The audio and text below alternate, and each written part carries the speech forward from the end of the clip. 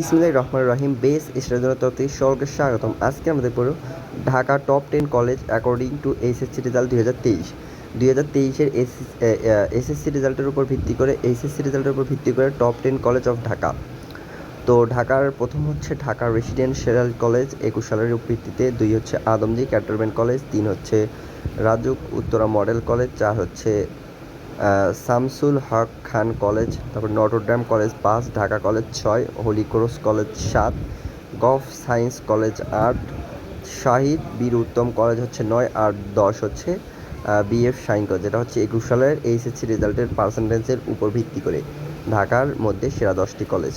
আবারও বলি, একটা হচ্ছে Dhaka Residential College, Adamjee Cantonment College, Rajuk Uttara Model College, Shamsul Haque Khan College, Notre Dame College, Dhaka College, Holy Cross College, Gov science College, তারপর হচ্ছে শহীদ বীর উত্তম গার্লস কলেজ, শহীদ